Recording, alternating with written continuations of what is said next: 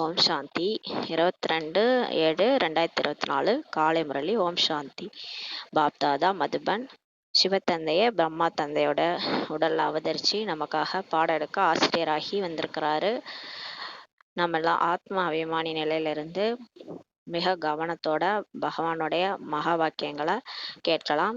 இறை மாணவர்கள், நம்மெல்லாம் இறை மாணவர்கள். அதனால அந்த போதையிலிருந்து இன்றைய முரளியை கேட்கலாம். இனிமையான குழந்தைகளே, பாபா சொல்றாங்க, இனிமையான குழந்தைகளே, தேகி அபிமானி, ஆத்ம அபிமானி. இந்த தேகம் நம்ம கிடையாது, உண்மையில நம்ம ஆத்மா தான். தேக உணர்வுல இருக்கிறோம். அதனால இந்த தேக உணர்வு நமக்கு தேகம் கிடையாதுன்னுட்டு நிச்சயப்படுத்தி கொண்டு ஆத்மா அபிமானி ஆனீங்கன்னா சீத்தளமானவர்களாக ஆகிடுவீங்கன்னு சொல்லி பாபா சொல்றாரு. ரொம்ப அப்படியே அமைதியாயிடும், நம்ம கர்மேந்திரங்கள்லாம் சீத்தளம் ஆயிடும்னு சொல்றாரு. நம்ம எப்போ ஆத்மா அபிமானியா ஆகுறோமோ அப்போதான் அந்த 5 விகாரங்களும் முடிவுக்கு வரும்போது அந்த கர்மேந்திரியங்கள் சீத்தளமா மாறிடும்னு சொல்றாரு. விகாரங்களின் துர்நாட்டம் நீங்கி போய்விடும். அப்பதான் உங்கள்கிட்ட சுத்தமா அந்த காமம், கோபம், பற்று, ஆசை, அந்த 5 விகாரம் நம்ம விட்டு போயிடும்னு சொல்லி சொல்றாரு. அந்தர்முகி, உள்முகமாக இருப்பவர்களாக ஆகிவிடுவீர்கள். அப்புறம் நீங்க உள்நோக்கு முகமா ஆயிடுவீங்க. உங்களை மட்டும்தான் நீங்க பார்த்துட்டே இருப்பீங்க, மற்றவங்களை பார்க்க மாட்டீங்க. மலராக ஆகிவிடுவீர்கள். அப்ப நம்ம மலரா ஆயிடுவோம், எல்லாருக்கும் மலரா தெரியும்னு சொல்லி சொல்றாரு. கேள்வி: பாப்தாதா அனைத்து குழந்தைகளுக்கும் எந்த 2 வரதானங்கள் அளிக்கிறார்? அவைகளை சொரூபத்தில் எடுத்து வருவதற்கான விதி என்ன சொல்லி பாபா கேட்குறாங்க. பாபா எல்லா குழந்தைகளுக்கும் 2 வரதானம் கொடுத்துருக்குறாரு. அதை நம்ம சொரூபத்துல கொண்டு வரணும். அப்பதான் அந்த வரதானத்தை நம்ம அனுபவம் பண்றோம்னு அர்த்தம். அதை சொரூபத்துல கொண்டு வர்றதுக்கான விதி என்னன்னு சொல்லி பாபா கேட்குறாரு. பதில்: பாபா அனைத்து குழந்தைகளுக்குமே சாந்தி மற்றும் சுகத்தின் வரதானம் அளித்திருக்கிறார். அப்போ நமக்கு சாந்தி பவ, சுகி பவ அப்படின்ட்டு நமக்கு கொடுத்துட்டார் வரதானம். குழந்தைகளா நம்ம அவருடைய குழந்தைகளா ஆகும்போது நீங்க சாந்தமா ஆகுங்க, அமைதியா ஆகுங்க, சுகம் நிறைஞ்சவங்களா ஆகுங்கன்ற வரதானம் கொடுத்துட்டாரு. பாபா இப்ப கூறுகிறார், குழந்தைகளே, நீங்கள் சாந்தமாக இருப்பதற்கான அபியாசம் செய்யுங்கள் சொல்லி பாபா சொல்றாங்க. இப்ப நீங்க அமைதியா இருக்கிறதுக்கான அபியாசம் செய்யுங்க. ஆத்மா நீங்க, உங்களுடைய சுய தர்மமே சாந்தி தான். அமைதியை தேடி எங்கும் அலைய வேண்டிய அவசியமே கிடையாது. அந்த ராணி கழுத்துல இருக்கிற மாலை மாதிரி அவங்க கழுத்திலேயே மாட்டிக்கிட்டு வெளியில தேடிட்டு இருந்தாங்க. அந்த மாதிரி அமைதின்றது வெளியே எங்கும் இல்லை, நமக்குள்ளதான் இருக்குது. ஆத்மா நம்முடைய சுய தர்மமே அமைதி தான். அதனால நீங்க அது இருக்கிறதுக்காக, சாந்தமா இருக்கிறதுக்காக அபியாசம் செய்யுங்கன்னு சொல்லி சொல்றாரு. யாராவது தப்பும் தவறுமாக பேசினாங்கன்னா நீங்க பதில் கொடுக்காதீர்கள் சொல்லி பாபா சொல்றாரு. உங்கள்கிட்ட யாராவது தப்பும் தவறுமா பேசினா நீங்க பதிலுக்கு பதில் பேசாதீங்க, நீங்கள் அமைதியாக இருக்க வேண்டும் சொல்லி பாபா சொல்றாங்க. வீணான வெட்டி பேச்சின் விஷயங்களை கூட பேசக்கூடாது சொல்லி பாபா சொல்றாரு. வேஸ்டா பேசுறது கூட இருக்கக்கூடாது. ஏன்னா நம்ம வேஸ்டா பேசுறோம்னு சொல்லிட்டு தான் சில மனசை கஷ்டப்படுத்துற மாதிரி ஏதாவது பேசிடுவோம். அது மற்றவங்களுக்கு ஹர்ட் ஆகும். அதனால நம்ம வேஸ்டா அந்த வெட்டி பேச்செல்லாம் விட்டுறணும்னு சொல்லி பாபா சொல்றாரு. எது தேவையோ, எது ஞான சிந்தனை செய்ய வேண்டியது விஷயங்களோ அதை மட்டும் பேசலாம். மற்றவங்களுக்கு ஹர்ட் ஆகுற மாதிரி அந்த மாதிரியான விஷயங்கள்லாம் வெட்டி பேச்செல்லாம் பேசாதீங்கன்றாரு. யாருக்குமே துக்கம் கொடுக்க கூடாது. நீங்க பேசுற வார்த்தைகள் மற்றவங்களுக்கு போய் துக்கம் கொடுக்க கூடாது. வாயிலே சாந்தி என்ற கூழாங்கற்களை வைத்து விட்டீர்கள் என்றால் இந்த 2 வரதானங்களும் சொரூபத்தில் வந்துவிடும் சொல்லி பாபா சொல்றாரு. இதுதான் யுக்தியா சொல்றாரு. விதி நம்ம சாந்தி அப்புறம் அந்த சுகத்தினுடைய வரதானம் நமக்கு எப்ப கிடைக்கும்னா, வாயில சாந்தி என்ற கூழாங்கற்களை வைத்து விட்டீர்கள்னா இந்த 2 வரதானங்களும் சொரூபத்துல வந்துடும். அப்ப வாயில கல்லை போட்டு கொண்டுவாங்க, அமைதியா இருக்கிறதுக்காக பேசக்கூடாது, அதுக்காக சொல்றாரு. பேசாதீங்கன்றதான் சாந்தி என்ற கூழாங்கற்களை போட்டுக்காங்கன்னு சொல்லி பாபா சொல்றாரு. ஓம் சாந்தி. இனிமையில இனிமையான குழந்தைகள், சில சமயம் முன்னால் இருக்கிறீர்கள், சில சமயம் தூரமாக சென்று விடுகிறார்கள் சொல்லி பாபா சொல்றாங்க. சில சமயம் குழந்தைகள் பாபா அருகிலே இருக்கிற மாதிரி இருக்குதான், அவரை அன்பா நினைக்கிறாங்க. சில சமயம் பார்த்தீங்கன்னா எங்கேயோ தூரமா போயிடுறாங்களாம். முன்னால் யார் இருக்கிறார்கள் என்றால், யார் நினைவு செய்கிறாங்களோ அவங்க தான் முன்னாடி, பாபா முன்னாடி இருக்கிறாங்க. ஏனெனில் நினைவு யாத்திரையில் தான் எல்லாமே அடங்கியுள்ளது. எல்லாமே பாபாவை நினைக்கிறதுல தான் இருக்குது. பாபாவை நினைக்காத போது தான் விக்கிரமம் ஏற்படுது. பாபா ஒழுங்கா நினைக்கும் போது கரெக்டா எல்லாம் இருக்கும். அவர் நினைக்கும் போது அவர் பக்கத்துல இருக்கிற மாதிரி அவருக்கு அனுபவம் ஆகுது. பார்வையினாலேயே திருப்தி என்ற பாடப்படுகிறது அல்லவா? அத கடைக்கண் பார்வை பட்டாலே போதும், அபிராமின்னு சொல்லுவாங்க. அதிலே திருப்தி அடைகிறாங்க பக்தர்கள். அது இதுதான் பாபாவுடைய பார்வையிலே திருப்தி அடைகிறோம் நம்ம. ஆத்மாவின் பார்வை பரம்பிதா மீது செல்கிறது, வேறு எதுவுமே அதற்கு நன்றாக இருப்பதில்லை. இப்போ ஆத்மாவுடைய பார்வை, நம்ம நினைப்பு, நம்ம மனசு எங்க போகுதுன்னா பரம்பிதாட்ட போகுது, அப்பா கிட்ட போகுது. வேற எதுவுமே நமக்கு நன்றாக இங்க இருப்பதில்லை சொல்லி பாபா சொல்றாரு. அவரை நினைவு செய்வதால் பாவங்கள் விநாசமாகிறது சொல்லி பாபா சொல்றாரு. கடவுளை நினைக்க நினைக்கதான் நமக்கு பாவம் அழியுதுன்னு சொல்றாரு. எனவே தங்கள் மீது எவ்வளவு எச்சரிக்கை கொள்ள வேண்டும். நினைவு செய்யலை என்றால் இவரது யோகம் அறுபட்டு உள்ளது என்று மாயை புரிந்து கொண்டு விடுகிறது சொல்லி பாபா சொல்றாரு. இப்போ நம்ம ரொம்ப எச்சரிக்கையா இருக்கணும். பாபாவை நம்ம நினைக்கலன்னா மாயாவும் புரிஞ்சுக்குதான், இவங்க பாபாவை நினைக்கல, அதனால இவங்கள போய் நம்ம பிடிச்சிக்கலாம். அப்புறம் அந்த காமம், கோபம், பற்று, ஆசை, அகங்காரம் நமக்குள்ளார வந்துடும். என்னடா நம்ம முன்ன மாதிரி இல்லையே, கோபம் வருது அப்படின்லாம் பார்த்தீங்கன்னா நம்ம பாபா ஒழுங்கா நினைக்கல, அதனால தான் நமக்கு இந்த மாயா நம்மளை பிடிச்சி இழுக்குது, அது பக்கம் இழுக்குது. அப்போ புரிஞ்சுக்கணும், நம்ம வேற ட்ராக்ல போறோம்னா நம்ம பாபாவிட்ட யோகம் ஒழுங்கா இல்லை, அறுபட்டு இருக்குது, அதனால மாயா நம்மளை பிடிச்சி இழுத்துட்டு போகுது, தன் பக்கம் இழுக்கிறது சொல்லி பாபா சொல்றாரு. ஏதாவது தவறான கர்மத்தை சேவித்து விடுகிறது. அப்புறம் மாயா பாருங்க, நம்மளை பிடிச்சி நம்ம மூலமா ஏதாவது தவறான வேலையை செய்ய வச்சிரும். அப்ப அதுக்காக துக்கப்படுற மாதிரி வந்துரும்ன்றாரு. அப்படிப்பட்டவர்கள் தந்தைக்கு நிந்தனை செய்விக்கிறார்கள். அந்த மாதிரி பாபா குழந்தைங்க யார் இருக்கிறாங்களோ, மாயா கூட சேர்ந்துக்கிட்டு தவறு பண்றாங்களோ, அவங்க பாபாவுக்கு நிந்தனை செய்யறாங்கன்னு சொல்றாரு.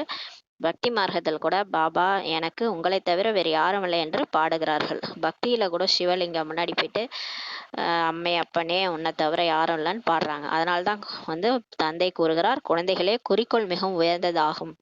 இப்போ அதனாலதான் இப்போ சொல்றாரு, கடவுளை தவிர யாரும் இல்லைன்னு பக்தியில இருக்கிறவங்களே பாடுறாங்க, நீங்க மட்டும் கடவுளே கிடைச்சு கூட அவரை நினைக்க மாட்டீங்க. அதனால சொல்றாரு, இப்ப குறிக்கோள் மிகவும் உயர்ந்தது சொல்லி பாபா சொல்றாரு.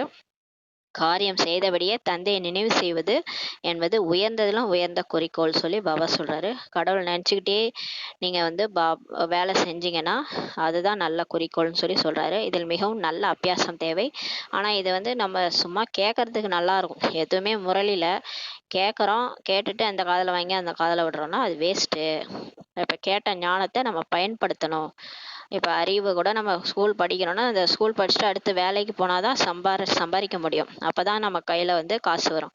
நம்ம எதுவுமே பண்ணாம அப்படியே படிச்ச படிப்பு தண்டமா போயிடுச்சுன்னா, உபயோகமே படுத்தலைன்னா அது வேஸ்ட். அது மாதிரி தான் இங்கேயும் படிச்ச படிப்பு பாபா சொல்லி கொடுக்குறாருன்னா அதை காரியத்துல பயன்படுத்தணும், அதை அபியாசம் செய்யணும்னு சொல்லி சொல்றாரு. இப்ப என் நினைவுலேருந்தே நீங்க காரியம் செய்றீங்கன்னா டெய்லியுமே அது மாதிரி செஞ்சு செஞ்சு பாருங்க, அந்த அபியாசம் பண்ணி பண்ணி பாருங்க, அப்படியே பழக்கமாயிடும்.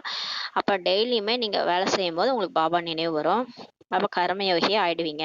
இல்லாவிட்டால் நீங்க தவறான காரியம் செய்பவர்கள் நிந்திப்பவர்களா ஆகிவிடுகிறார்கள் சொல்லி பாபா சொல்றாரு. உதாரணமாக ஒருவருக்கு கோபம் வந்தது, தங்களுக்குள் சண்டையிட்டுக் கொள்கிறார்கள் என்றால் அப்பொழுதும் நிந்தனை செய்து விட்டார்கள் அல்லவா சொல்லி கேட்கிறாரு. சப்போஸ் பாபாவை மறந்துட்டே நம்ம காரியம் செஞ்சுட்டு இருக்கிறோம்னா நம்ம தவறான காரியம் செஞ்சிடறோம். அப்போ பாபாவை நம்ம நிந்திக்கிறவங்களா ஆயிடுறோம். ஏன்னா கேட்பாங்க, நீங்க இங்க போறீங்க, என்ன உங்கள்கிட்ட மாற்றமே இல்லை, பழையபடி நீங்க கோவப்படுறீங்க, அப்ப இதுதான் உங்களுக்கு டீச் பண்ணாரு அவங்க டீச்சர்னு சொல்லி கேட்பாங்க. அப்ப பாபா பேர் தான் அங்க கெடுது இல்லையா. அப்ப உதாரணமாக ஒரு கோபம் வந்துருச்சுன்னா சண்டைக்கிட்டாங்கன்னா அப்போது கூட நிந்தனை செய்துட்டாங்க இல்லையா சொல்லி பாபா சொல்றாரு. இதில் மிகுந்த எச்சரிக்கை கொள்ள வேண்டும். அதனால ரொம்ப எச்சரிக்கையா இருக்கணும். தங்களது இல்லறத்தில் இருந்தபடியே புத்தியை ஒரு தந்தையிடம் ஈடுபடுத்த வேண்டும். வீட்டிலேயே இருங்க, ஆனா பாபாவை நினைச்சிட்டே இருங்க. நாம் தேகி அபிமானி ஆவதற்கு முயற்சி செய்ய வேண்டும் சொல்லி பாபா சொல்றாரு. ஆத்ம அபிமானி ஆகிறதுக்காக மிகவும் முயற்சி செய்யணும். தேக அபிமானத்தில் வருவதால ஏதாவது தவறான காரியம் செய்கிறார்கள் என்றால் தந்தைக்கு நிந்தனை செய்விக்கிறார்கள் சொல்லி பாபா சொல்றாங்க. நம்ம எப்போ பார்த்தாலும் நம்ம ஆத்மாபிமானியா இருக்கும்போது கரெக்டா அக்யூரேட்டா செய்வோம் காரியம். தேகாபிமானத்துல வரும்போது அகங்காரத்திலையோ நான்ட்டு ஏதாவது செய்யும் போது தவறான காரியம் பண்ணிடுறாங்கன்னு சொல்லி பாபா சொல்றாரு. அதனால பாபா பேரும் கெட்டு போகுது. இது போல சத்குருவுக்கு நிந்தனை செய்பவர்கள் லட்சுமி நாராயணர் ஆவதற்கான பதவியை அடைய முடியாதுன்ட்டு தந்தை கூறுகிறார். யார் இந்த மாதிரி எல்லாம் நிந்தனை செய்யறாங்களோ அவங்க இந்த மாதிரி பதவியை அடைய முடியாது சொல்லி பாபா சொல்றாரு. நல்ல பதவியை அடைய முடியாது, அங்க போய் லட்சுமி நாராயணனா ஆக முடியாது.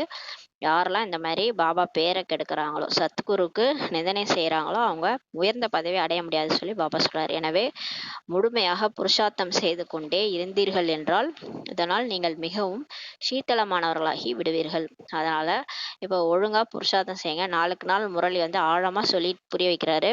அதனால முழுமையான புருஷார்த்தம் செஞ்சீங்கன்னா மிகவும் குளிர்ச்சி ஆயிடுவீங்க. 5 விகாரங்களின் விஷயங்களும் உங்களை விட்டு நீங்கி போயிடும் சொல்லி பாபா சொல்றாரு. போக போக அந்த காமம், கோபம், பற்று, ஆசை, அகங்காரம் உங்களுக்கு இல்லாத மாதிரியே இருக்கும். அதெல்லாம் உங்களுக்கு பிடிக்காது. அந்த மாதிரி ஆயிட்டே வரும். அப்ப நீங்க உண்மையிலே தெரிஞ்சுக்கலாம், நம்ம சதோ பிரதானமா ஆயிட்டே வரோம். அந்த மாதிரி ஆயிட்டோம்னா நம்ம கர்மாதி ஸ்டேஜ் அடைஞ்சிருவோம். தந்தையிடமிருந்து நிறைய சக்தி கிடைத்துவிடும். அப்ப பாத்தீங்கன்னா அந்த விகாரம் போயிட்ட உடனே நம்ம பாபாவை அதிகமா நினைக்க நினைக்க அவர்கிட்ட இருந்து நிறைய சக்தி கிடைச்சிரும். அப்போதான் நம்ம வந்து உலகத்தாருக்கு தெரியும் இவங்கள்ட்ட மாற்றம் இருக்குதுன்னு. அப்போதான் தெரியும் அவங்களுக்கு. எப்போனா அந்த 5 விகாரம் நம்மகிட்ட இருந்து நீங்கி பாபாட்ட இருந்து நிறைய சக்தி கிடைத்து விடும் சொல்லி சொல்றாரு. காரியங்கள், தொழில் ஆகியவையும் செய்ய வேண்டும். கர்மம் செய்ய வேண்டாம்லாம் பாபா சொல்றதில்ல. எல்லா வேலையும் செய்யுங்க. செய்யாம ஒரு இடத்துல உட்காந்து சாமியார்கள் மாதிரி அப்படியே போயிட்டு யோகா பண்றது, அந்த மாதிரி மரத்துக்கு கீழே யோகா பண்றது அப்படிலாம் பாபா சொல்லலை. எந்த வேலை வேணா செய்யுங்க, கர்மயோகியா இருங்க. இதுதான் கீதா பகவத்கீதையில சொல்லப்பட்டிருக்குது. கர்மயோகி, கர்மயோகம்னு ஒரு சாப்டரே இருக்குது. அதனால கர்மங்கள் பண்ணிக்கிட்டே நம்ம பாபா நினைவுலே இருந்துக்கிட்டு கர்மங்கள் செய்யணும். தனியா போய் நான் யோகா பண்றேன் அப்படிலாம் கிடையாது. அங்க உங்களது கர்மங்கள் அக்கர்மமாகிவிடும். இந்த மாதிரி நீங்க பண்ண பண்ண ஆத்ம உணர்வுல வந்து காரியங்கள் செய்ய ஆரம்பிச்சிருவீங்க. அப்ப நீங்க சத்தியுகத்துக்கு போகும்போது உங்களுடைய கர்மங்கள் எல்லாம் அகர்மமா ஆயிடும்னு சொல்லி பாபா சொல்றாரு. கலியுகத்துல என்ன கர்மம் செய்கிறாங்களோ அது எல்லாமே பாவ கர்மம், விகர்மமா ஆகிடுதுன்னு சொல்லி சொல்றாரு. இங்க நம்ம செய்யறது எல்லாமே காமம், கோபம், பற்று, ஆசை, அகங்காரத்துக்கு உட்பட்டு செயல் செய்யறோம். எந்த ஒரு தவறான கோபமா பேசுறது, திருடுறது, பொய் சொல்றது எல்லாமே ஏதோ ஒரு தேக அபிமானத்துல தேகத்துக்காக பொய் சொல்றது, தேகத்துக்காக மற்றவங்களுக்காக பொய் சொல்றது, ஏதோ ஒரு தேகதாரிக்காக சொல்றது, எல்லா விஷயமே நம்ம பேசுறதுல இருந்து கைகளால அடிக்கிறது, உதைக்கிறது, கண்ணால தவறு செய்யறது, பார்க்க கூடாததை பார்க்கறது, பார்க்க வேண்டியதை பார்க்கறது கிடையாது, தேவையில்லாத பார்க்கறது, அதன் காரணமா எல்லா விகாரத்திலையும் போகிறது. இது மாதிரி போறதுனால விகர்மமா பாவ கர்மமா ஆயிடுது. இதுதான் தலைமையில பாவ சுமையா இருக்குதுன்னு சொல்லி சொல்றாரு. இப்போது சங்கம யுகத்துல நீங்க கற்றுக்கொள்ள வேண்டியதாக உள்ளது. இப்ப நம்ம பாபா கிட்ட வந்துட்டோம். ஆத்மா பரமாத்மா சந்திக்கிற யுகத்துல வந்து பாபா கிட்ட வந்து கற்றுக்கொள்ள வேண்டியதா இருக்குது. அங்கு கற்றுக்கொள்ள வேண்டிய அவசியமே கிடையாது. சத்தியுகத்துலலாம் நம்ம வந்து எப்படி கர்மா செய்யணும்லாம் கற்றுக்கொள்ள வேண்டிய அவசியம் கிடையாது. இங்கே தான் பாபா நமக்கு சொல்லி கொடுக்குறாரு. என்னை நினச்சிக்கிட்டே கர்மா செய்யுங்கன்ட்டு. இங்கே பெற்ற கல்வி தான் அங்கே கூடவே வரும் சொல்லி சொல்கிறாரு. இங்கே பாபா மேனஸு, டிசிப்ளினு எல்லாத்தையும் ஒழுங்கு பண்ணி நம்மளை அனுப்புகிறாரு. டெய்லி முரளி படிக்க வச்சு நம்ம நடத்தையை மாற்றி தேவதையா தெய்வீக குணங்களை தாரணை பண்ண வச்சு அனுப்புறதுனால இங்கே நம்ம படிக்கிற கல்வி தான் அங்கே கூடவே வரும் சொல்லி பாபா சொல்கிறாரு. இங்கே நம்மளுடைய மாற்றம் ஏற்படும் போது தேவதையா இங்கே நம்ம மாறும் போது தான், ஃபரிஸ்தாவா மாறும்போது அங்கே போய் தேவதையா மாற முடியும்னு சொல்றாரு. வெளிமுகத்தன்மை நல்லது அல்ல என்று தந்தை குழந்தைகளுக்கு புரிய வைக்கிறார். அவங்க அப்படி இருக்கிறாங்க, இவங்க இப்படி சரியில்லை, இவங்கள்ட்ட இந்த குணமே சரியில்லை, இவங்க பொய் சொல்றாங்க, இவங்க திருடுறாங்க, இந்த வெளியே பார்க்கறது, மற்றவங்களை பார்க்கறது நல்லதே அல்லன்னு சொல்லி பாபா சொல்றாரு. உள்முகமாக இருப்பீர்களாக, எப்பயுமே தன்னை தான் பாருங்கள். பாபா என்ன சொல்றாரு, அன்னப்பறவையா இருங்க, எல்லார்ட்டும் இருக்க நல்லதை மட்டும் எடுத்துக்கங்க, தன்னை மட்டும் பாருங்க, நான் எப்படி இருக்கிறேன், என்கிட்ட 5 விகாரமும் போயிருக்குதா, அதை மட்டும் செக் பண்ணுங்க. நம்ம மாறினா உலகமே மாறிடும். உள்முகமாக இருப்பீர்களாக சொல்லி பாபா சொல்றாரு. மற்றவங்க குறைய பார்க்காதீங்க. யாரோட குறைய பார்த்தாலும் அது நமக்குள்ளார வந்து ஸ்டோர் ஆகிடும். அப்போ நம்ம தான் அந்த குறையாவே தெரியும். அதனால் வேண்டாம், குழந்தைகளாகிய நீங்கள் உள்முகமாக ஆகிவிடும். அந்த நேரம் வரும் சொல்லி சொல்கிறாரு. ஒரு காலம் வரும், அப்போ நீங்கள் உள்முகமாக ஆகிடுவீங்க. தன்னைத்தான் மட்டும்தான் செக் பண்ணிட்டு இருப்பீங்க, மற்றவங்கள பார்க்க மாட்டீங்கன்னு சொல்லி சொல்கிறாரு. தந்தையை தவிர வேறு எதுவுமே உங்களுக்கு நினைவுக்கு வராது. ஒரு நேரம் வரும், அப்போ நீங்கள் கடவுளை தவிர வேறு யாரையுமே நினைக்க மாட்டீங்க. எதுவுமே உங்களுக்கு பிடிக்காது, அந்த மாதிரி ஆயிடுவீங்க. நீங்கள் வந்ததும் அவ்வாறு தான். நீங்கள் பரந்தாமத்துலேருந்து வந்து நடிக்க வந்ததும் அப்படிதான் வந்தீங்க. யாருடைய நினைவே உங்களுக்கு இருக்கவில்லை. யாரை நம்ம வரும்போது கூட்டுட்டு வந்தோம், நடிக்க வரும்போது அம்மா வயத்துல வரும்போதே போன ஜென்மம் எதெல்லாம் நமக்கு தெரியாது. தனியாக தானே வந்தோம், தனியாக தான் நம்ம போகணும். கர்ப்பத்திலிருந்து வெளியே வந்ததும் தான் இவர்கள் எனது தாய் தந்தையர், இவர்கள் இன்னார்லாம் தெரிய வந்தது. எப்போ கர்ப்பத்திலேருந்து வெளியே வந்தோமோ அப்போ தான் அம்மா அப்பா முகத்தை பார்த்தோம். இவங்களாம் அப்பா அக்கா தங்கச்சி அப்படிலாம் பார்த்தோம். இப்போ அப்படின்னு தெரிய வந்தது. எனவே இப்போது செல்ல வேண்டியதும் அவ்வாறே தான் சொல்லி சொல்கிறாரு. அதே மாதிரி நாங்கள் யார் கூட வந்தோம், யார் கூட போக போகிறோம், அதனால் போகும்போதும் யாரை கூடயும் போக போகிறதில்ல, அப்படியே தான் போகணும்னு சொல்லி சொல்கிறாரு. யாரோட நினைவும் நமக்கு வராது. போகும்போது பாபா நினைவோடு தான் போக போகிறோம். நாம் ஒரு தந்தையினுடையவர்கள் ஆவோம். வேறு யாருமே அவரை தவிர புத்தியில் நினைவுக்கு வரக்கூடாது சொல்லி பாபா சொல்கிறார். நம்ம ஒரு அப்பாவினுடையவர்களாக ஆக போகிறோம். ஆயிட்டோம். இப்போ ஆயிட்டோம். அதனால வேற யாருமே நம்ம புத்தியில வரக்கூடாது. நேரம் இருக்கிறது தான். ஆனால் டைம் இருக்குது. இருந்தாலும் புருஷார்த்தம் முயற்சி வந்து முழுமையான விதத்துல செய்யணும். சும்மா அசால்ட்டா பண்ணக்கூடாது. சும்மா முரளி கேட்டேன் அவ்வளோதான், புக்கை தூக்கி போட்டேன், அப்புறமா பழையபடி வாழ்ந்தேன், அப்படி இருக்கக்கூடாது. அமிர்த வேலை ஏதோ கடமைக்கேன்னு அமிர்தவேலன் பிரதர் சொன்னார், பகவான் பாய் பிரதர் சொன்னார். என்ன செஞ்சோம், சும்மா ஒரு வெள்ளை ட்ரெஸ் மாட்டிக்கிட்டோம், அப்புறம் அமிர்த வேலை செஞ்சோம், அப்புறம் யோகா பண்ணோம், அவ்வளோதான். அந்த டைமுக்கு யோகா பண்ணால் அவ்வளோதான், நான் பிகே அப்படிலாம் கிடையாது. முழுமையான புருஷார்த்தம் செய்யணும்னு சொல்லி பாபா சொல்கிறாரு. சரீரத்தின் மீதோ எந்த நம்பிக்கையுமே இல்லை. பாபா சொல்கிறாரு, சரீரம் விநாசத்தை விடுங்க, நம்ம எவ்வளோ நாளைக்கு உயிரோடு இருப்போம், இந்த சரீரத்துக்கே கேரண்டி இல்லைன்னு சொல்லி சொல்றாரு. எப்போ வேணாலும் நீங்க சரீரம் விடுவீங்க, திடீர்னு எது வேணாலும் நடக்குது இல்லையா. சரீரத்தின் மீதோ எந்த நம்பிக்கையும் இல்லை சொல்லி பாபா சொல்றாரு. நல்லா தான் போயிட்டு இருப்பாங்க, திடீர்னு ஹார்ட் அட்டாக் போயிடுவாங்க. அப்ப நமக்கு எப்போ முடிவு வரும்னே தெரியாது. அது வரைக்கும் நம்ம முயற்சி செய்யணும் இல்லையா. உயிரை விடுற அந்த நேரத்துல நம்ம எந்த நிலையில இருக்கிறோமோ அதுதான் நம்மளோட பதவி. நம்ம இன்னும் தமோ பிரதானமாவே இருக்கிறோம்னா அங்க போய் நம்ம என்ன ஆகுவோம், சொர்க்கத்துக்கே போக முடியாது, திரேதாயுகத்துல தான் வருவோம். அதனால முயற்சி ஒழுங்கா செய்யுங்கன்னு சொல்லி சொல்றாரு. அப்ப தமோ பிரதானமா நம்ம நம்ம புத்தியில இருந்து, நம்ம சாப்பிட்ற உணவுல இருந்து எதுவுமே தமோ பிரதானமா இருக்கக்கூடாது.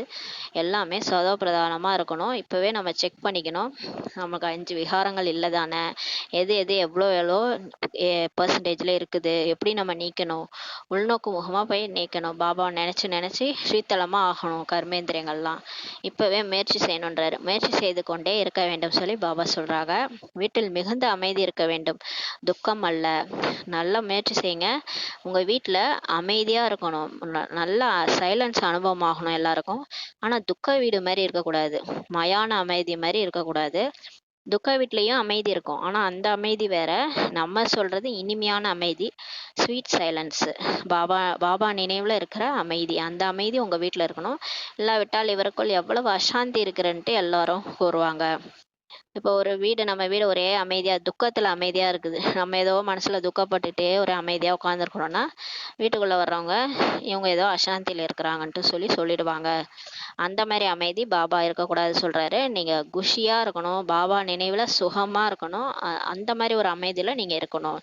உங்க வீட்டுக்கு வந்தாலே எல்லாருக்கும் ஒரு ஸ்வீட் சைலன்ஸ் அனுபவமாகணும், சுகமும் அனுபவமாகணும். அந்த மாதிரி நீங்க உங்களோட வாயுமண்டலத்தை உருவாக்கி வைக்கணும். குழந்தைகளாகிய நீங்கள் முற்றிலும் சாந்தமாக இருக்க வேண்டும் சொல்லி பாபா சொல்றார். ரொம்ப குளிர்ச்சியா இருக்கணும். நீங்கள் சாந்தி நாஸ்தி எடுத்துக்கொண்டிருக்கிறீர்கள் அல்லவா. இப்ப டெய்லி நம்ம அமைதி கடல்ல போய் பாபாட்ட மூழ்கி அமைதி வாங்குறோம் இல்லையா. இப்போது நீங்கள் முட்களுக்கு நடுவில் தான் இருக்கிறீர்கள். நம்ம வாழறது நரகம். இங்க வீட்லயும் கொக்குகளுக்கு நடுவில் தான் நம்ம வாழ்ந்துட்டு இருக்கிறோம் இல்லையா. நம்ம பிகேவா இருப்போம், மற்றவங்களாம் நான் பிகேஸா இருப்பாங்க. முட்களுக்கு நடுவில் தான் நீங்க இருக்கிறீங்க, மலர்களுக்கு நடுவுல நீங்க இல்லைன்னு சொல்லி பாப்பா சொல்றாரு. எல்லாருமே பிகே வந்துட்டா ஒன்றும் பிரச்சனை வராது. ஒருத்தவங்க பிகே ஒருத்தவங்க நான் பிகேன்னா தான் ப்ராப்ளமே வரும். அப்ப மலர்களுக்கு நடுவுல இல்லை நீங்கன்னு சொல்லி சொல்றாரு. முட்களுக்கு இடையில இருந்து மலராக வேணும். இருந்தாலும் சேத்துல இருந்தாலும் செந்தாமரை மாதிரி அங்கேதான் நம்ம இருந்துகிட்டு மாறணும். முட்களுக்கு இடையில இருந்தா கூட மலராக ஆகணும்னு சொல்றாரு. முள்ளுக்கு முள்ளாக கூடாது.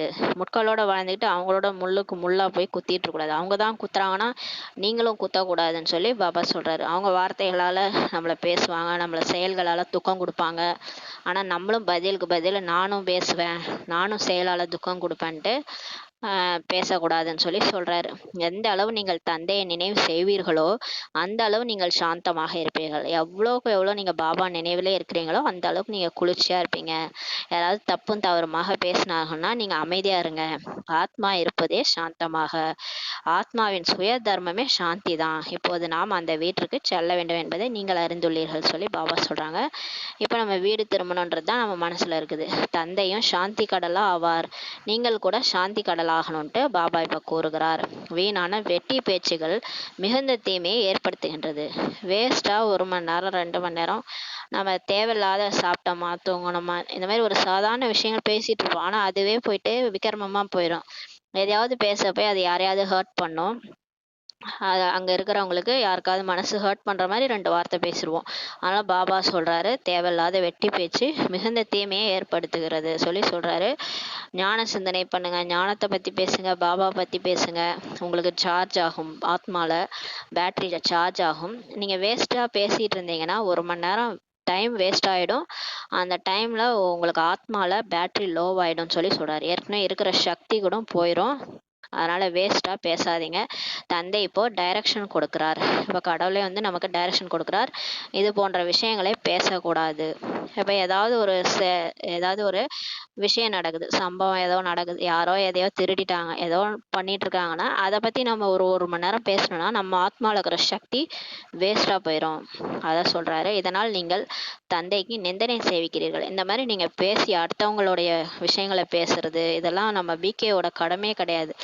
நம்ம வந்து பாபா செலக்ட் பண்ணியிருக்காரு, நம்மள ஒரு உலக மாற்ற காரியத்திற்கு செலக்ட் பண்ணியிருக்காரு. நம்ம பூமிக்கு சக்தி கொடுக்கறது, பாபா நினைக்கிறதா நம்ம வேலை. அடுத்தவங்கள அப்படி பண்ணாங்க இப்படி பண்ணாங்கன்னு அந்த கதையை 1 மணி நேரம் பேசுறது நம்ம வேலையே கிடையாது. அதனால பாபா சொல்றாரு, நீங்க வந்து இதனால என் பேரை கெடுக்குறீங்கன்னு சொல்றாரு. யாராவது பார்த்தா பிகேஸே இப்படி பண்றாங்கன்னு சொல்லுவாங்க. சாந்தமாக இருக்கும்போது எந்த ஒரு நிந்தனையோ விக்கிரமோ ஆவதில்லை. அமைதியா இருக்கும்போது பாபாக்கு பேர் ரிப்பேர் ஆகுறதில்ல, பாவமும் ஆகுறதில்ல. அதனால அமைதியா உட்காருங்கன்றாரு. சிவனே நெருங்கன்றாரு. தந்தையை நினைவு செய்து கொண்டே இருப்பதால் மேலும் விகர்மங்கள் விநாசமாகும். நீங்க அமைதியா உட்காந்து பாபாவை நினைச்சீங்கன்னா உங்க உங்க ஆத்மால இருக்கிற பாவம் விநாசமாயிடும். நீங்களும் அசாந்தியாக ஆகாதீர்கள். நீங்க அமைதி இழக்காதீங்கன்னு சொல்றாரு. மற்றவர்களையும் அமைதி இழக்க செய்யாதீங்க, அசாந்தப்படுத்தாதீர்கள் பாபா சொல்றாரு. மற்றவருக்கு துக்கம் கொடுப்பதனால ஆத்மாவில் அதிருப்தி அடைகிறது. நம்ம துக்கம் கொடுக்குறோம், அவங்க நமக்கு ஏதோ கொடுத்துருப்பாங்க, அதை நம்ம எடுத்துட்டோம், திரும்ப நம்ம அவங்களுக்கு துக்கம் கொடுக்கணும்னா என்ன பண்றோம்னா அவங்களுக்கு வந்து அதிருப்தி ஏற்படுத்துறோம். அதனால திருப்தி இல்லாம ஆயிடுறாங்க, நம்மளை சுத்தி இருக்கிறவங்க திருப்தி இல்லாம ஆயிடுறாங்கன்னு பாபா சொல்றாரு. நிறைய பேர் புகார்கள் எழுதுகிறார்கள். நிறைய பேர் பாபாக்கள் லெட்டர் எழுதுறாங்க.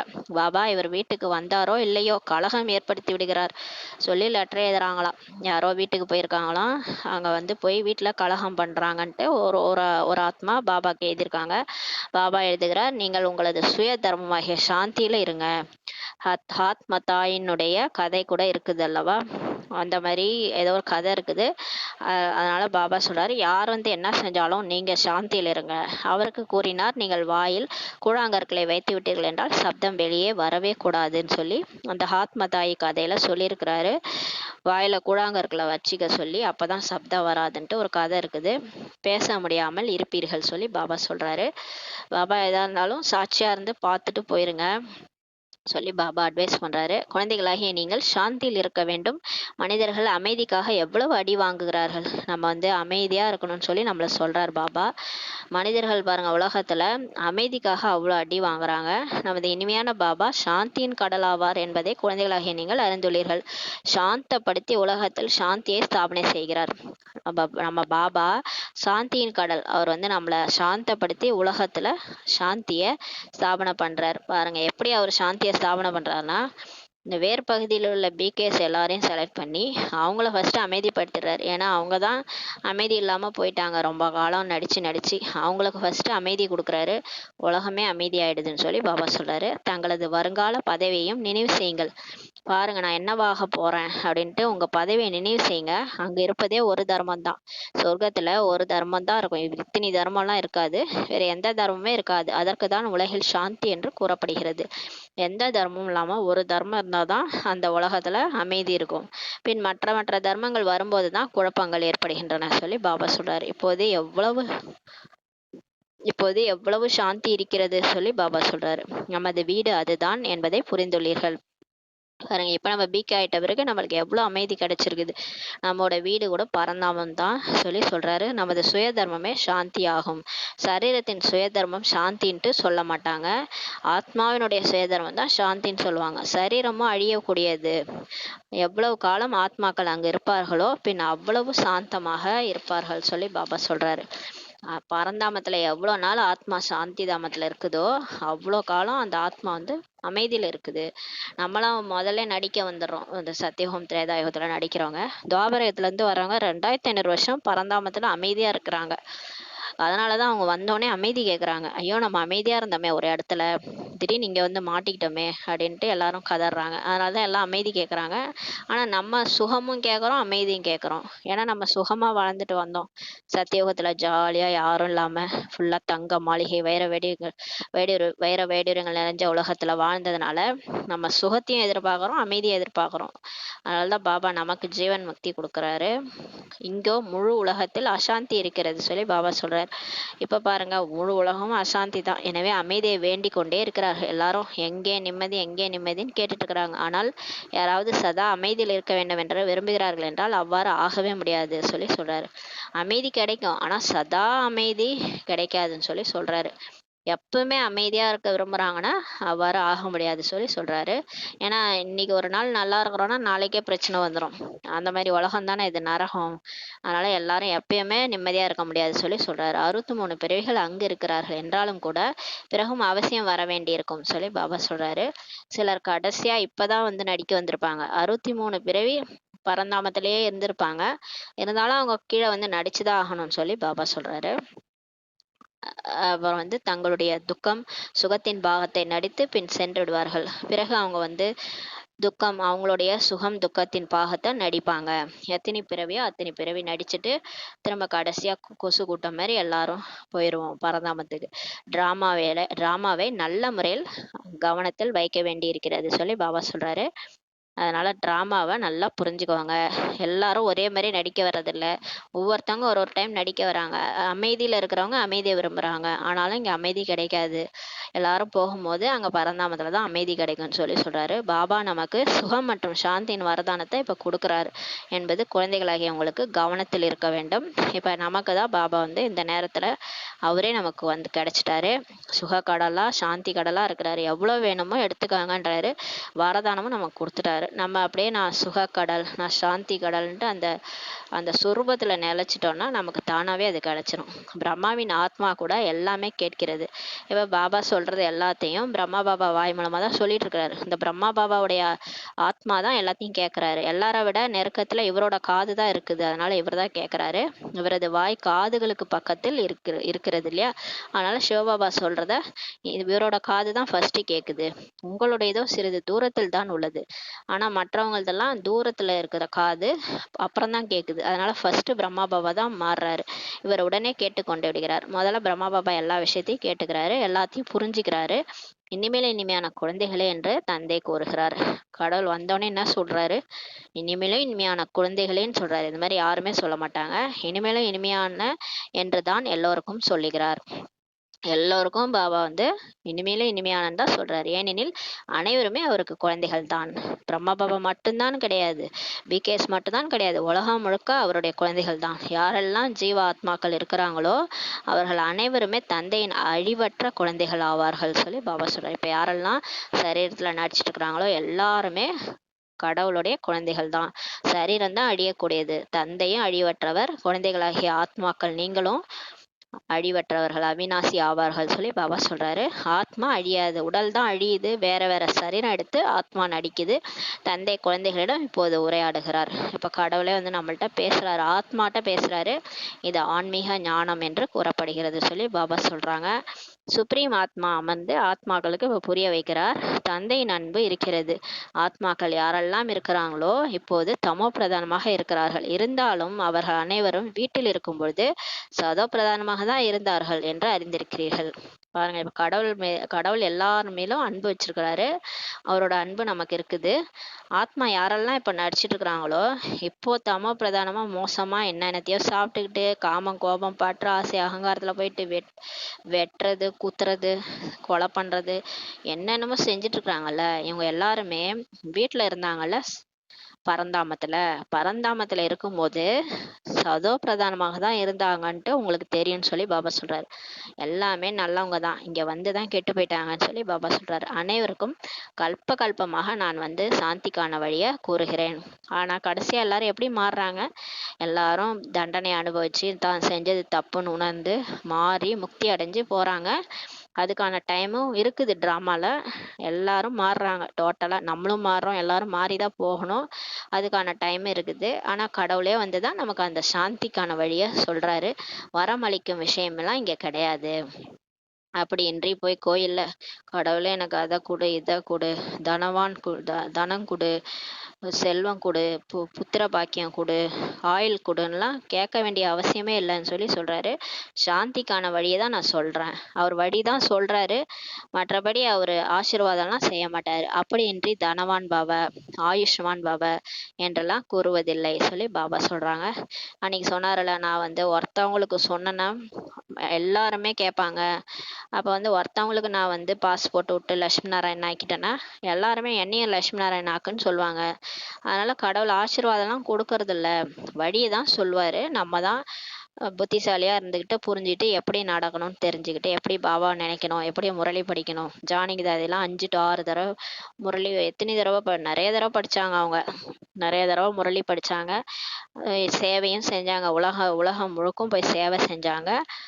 பாபாவை நினைச்சாங்க, பதவி அடைகிறாங்க. அப்போ நம்மளும் அதே மாதிரி ஃபாலோ பண்ணணும். மற்றபடி பாபாட்ட போய் பாபா எனக்கு லட்சுமி நாராயண் போஸ்ட் போட்டு கொடு அப்படின்லாம் நம்ம கேட்கலாம் முடியாது. ஆசீர்வாதம்லாம் பாபா கொடுக்க மாட்டார். டீச்சர் எங்கேயாவது ஆசீர்வாதம் கொடுப்பாரா? நம்ம முயற்சி செஞ்சாதான் நமக்கு பதவின்னு சொல்லி பாபா சொல்றாங்க. சத்தியுகத்தில் நீங்கள் இது போலதான் இருந்தீர்கள், ஆனால் ஆசீர்வாதம் கொடுப்பதில்லை சொல்லி பாபா சொல்றாரு. சத்தியுகத்துல நீங்க தனவானா தான் இருந்தீங்க, நல்ல ஆயுளோட தான் இருந்தீங்க. அதுதான் நான் உங்களுக்கு வந்து இப்பயே வரதானமா கொடுத்துட்டேன். அதனால நீங்க சொர்க்கத்துல அப்படிதான் வாழவே போறீங்க சொல்லி பாபா சொல்றாரு. இப்ப ஆசீர்வாதம்லாம் இப்ப கொடுக்கறது இல்ல. கிருபை அல்லது ஆசீர்வாதம் கேட்க கூடாது சொல்லி பாபா சொல்றாரு. கருணை வடங்க கடவுளே ஆசீர்வாதம் கொடுங்கன்னு பக்தியில கேட்குற மாதிரி கேட்க கூடாது சொல்லி பாபா சொல்றாரு. தந்தையும் ஆவார், ஆசிரியரும் ஆவார். கடவுள் வந்து நமக்கு அப்பாவாகவும் இருக்கிறாரு, ஆசிரியராகவும் இருக்கிறாரு. இதே விஷயத்தை நினைவு செய்ய வேண்டும். இதை மட்டும் நினைவு பண்ணிட்டே இருங்க. இப்போ ஒரு அப்பா இருக்கிறாங்கன்னா குழந்தைங்களுக்கு அவரோட ஆஸ்தி அவங்களுக்கு தான் இல்லையா? அப்பாட்ட போயிட்டு அப்பா எனக்கு அதை கொடு இதை கொடு, இந்த வீட்டை ஒரு பையன் போய் கேட்பானா? அப்பாவுடைய சொத்து பையனுக்கு தான் ஆட்டோமேட்டிக்கா. எனக்கு அமைதி கொடு அப்படின்னு கேட்பானா? அமைதி கடலே அப்பாவா இருக்கிறாரு. அப்ப அமைதி தானா நமக்கு வரப்போகுது. அமைதி கடலுடைய குழந்தைனா அப்படின்னா நமக்கு அமைதி எவ்வளோ கிடைச்சிருக்குது. அதை போய் நம்ம கேட்கலாமா? அது மாதிரி பாபா சொல்றாரு, என்னுடைய குழந்தை நீங்க, எல்லாமே உங்களுக்கு இருக்குது, ரைட்ஸ் இருக்கு, என் ஆஸ்திக்கு உரிமையாளர் நீங்க, எடுத்துக்காங்கன்னு சொல்லி சொல்றாரு. எடுத்துக்கிறத விட அது சொரூபமா மாறுங்கன்றாரு. எங்க அப்பாவுடைய குழந்தை நான், அவரு மாதிரிதான் நானுன்ட்டு பாப் சமான் ஆகுங்கன்னு சொல்லி சொல்றாரு. உங்களை யாரோ இந்த மாதிரி மாத்தி வச்சிருக்கிறாங்க, நீங்க பழைய சொரூபத்துக்கு வாங்க, நீங்க என்னுடைய குழந்தைன்னு சொல்லி சொல்றாரு. ஒன்றும் இல்லை, நினைவு பண்ணுங்க, அவ்வளோதான். நான் யாருடைய குழந்தை? நான் கடவுளுடைய குழந்தைன்றதை நினைவு பண்ணீங்கனாலே நீங்கள் சொரூபத்துக்கு வந்துடுவீங்கன்னு சொல்லி சொல்கிறாரு. ஓஹோ, சிவபாபா தந்தையும் ஆவார், டீச்சரும் ஆவார், ஞான கடலும் ஆவார். பாபா சொல்றாங்க, அவரு இந்த நினைவு பண்ணுங்க, இதை நினைவு பண்ணாலே போதும். அப்பா எனக்கு வந்து கடவுள் அப்பாவும் இருக்கிறாரு, ஆசிரியராகவும் இருக்கிறாரு, ஞான கடலும் ஆவார். தந்தையும் அமர்ந்து தனது மற்றும் படைப்பின் முதல் இடைக்கடை ரகசியம் எல்லா ஞானத்தையும் சொல்றாரு. அதன் மூலம் நீங்கள் சக்கரவர்த்தி மகாராஜாவாக ஆகிறீங்க. இது முழுமையான ஆல்ரவுண்ட் சக்கரம் அல்லவா? இச்சமயம் முழு உலகமே ராவண ராஜ்யத்தில் இருக்கிறதுன்ட்டு தந்தை இப்போ புரிய வைக்கிறாரு. ராவணன் வெறும் இலங்கையில் மட்டும் இல்லை.